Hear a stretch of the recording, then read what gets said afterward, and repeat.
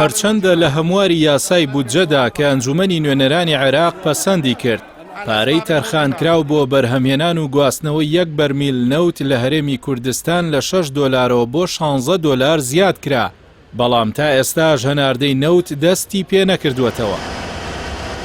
ڕۆژی هەینی حەیان عەبدولغەنی وەزیری نەوتی عێراق ڕایگەیاند وادەی دەست پێکردنەوەی هەناردەی نەوت ڕادەگەێنین، بەڵام کۆمپانیا بیانیە نەوتیەکانی هەرێم دەڵێن جارێ دەست بە هەناردەکردنەوە ناکەنەوە. کۆمەڵەی پیشەسازی نەوتی کوردستان ئەپیکۆر ڕایگەیاندووە تا ئێستا هیچ نووسراوێکیان بۆ دەست پێکردنەوەی هەناردەی نەوت پێ نەگەیشتووە و هیچ ڕێکەوتنێکیان لەگەڵدا نەکراوە، هەر بۆیە دەست بە هەناردەکردنی نەوت ناکەنەوە.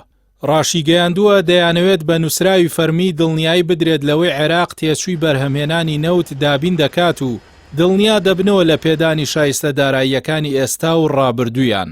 ئەپیکۆر لە 8 کۆمپانیای بیانی بواری وزە پێک هاتووە و لەلایەن ژمارەیەک ئەفسەری خانەنشینی ئەمریکی و ڕۆژئاواییەوە بەڕێوە دەبرێن. ڕۆژانە سەدان هەزار بەرمیل نەوت لە کێڵگە نەوتیەکانی هەرێمی کوردستان بەرهەم دەێنێت و بە قاچاقی دەیان فرۆشێت بەبێ ئەوەی هیچ گرفتێکیان هەبێت، بەڵام ئامادە نییە لە ژێر چاودێری حکوومەتی عێراق نەوت بەرهەم بێنێت و لە ڕێی سۆمۆ بە بازاڕی بکات. هەر جارە و جۆرێک پاساو بۆ پەکخستنی پرۆسەکە دەدۆزێتەوە. 2 ساڵە هەرێمی کوردستان بە ئاشکرا نەوت بە قاچاق دەفرۆشێت. تاوەکو ئێستا ئەپیکۆر هیچ هەڵوێستێکی نەبووە بگرە بەردەوام بوون لەسەر هاوبەشی لەو قاچاقیەدا. ئێستا کە ئاسۆیەک بۆ ڕێکردنەوەی دۆخە ئاڵۆسکاوەکە هاتووەتە ئارا بەربەست دروست دەکەن، چونکە بەردەوامیان لەسەر فرۆشتنی نەوت بە قاچاق دەستکەوتی زیاتری تێدایە بۆ ئەوان.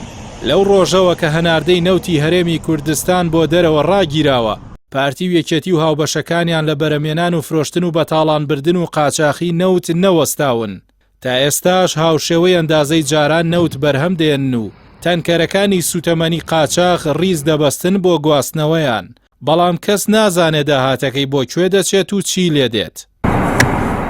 بەرپرس و میدیاکانی پارتی هەمیشە بانگەشەی ئەوە دەکەن بەهۆی ڕاگررتنی هەناردەی نەوتەوە لە 2 ساڵی ڕابردوودا عێراق زیانی 21 میلیارد دۆلاری بەرکەوتووە، بەبێ ئەوەی ئاماژە بەوە بدەن ئەو نەوتە قاچاقی ئێستا دەفرۆشرێت داهاتەکەی بۆ کوێ دەڕوات. کوردەواری دەڵێت دز بازاڕی شێواوی دەوێت.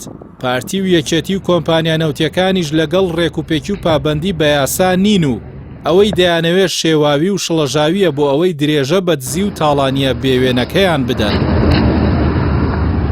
لە ئاداری ساڵی 2023ەوە هەناردەی نەوتی هەرێمی کوردستان لە ڕێگەی بەندەری جەیهانی تورکیەوە ڕاگیراوە کە بڕەکەی 400 هەزار بەرمیلی ڕۆژانە بوو. بە وتەی وەزیری نەوتی عێراقیش لە قۆناغی یەکەم هێناردەکردنەوەدا 185 هەزار بەرمیل نەوتی ڕۆژانە هەناردەی دەرەوە دەکرێت و قۆناغ بە قۆناغ ڕێژەکەی زیاد دەکرێت.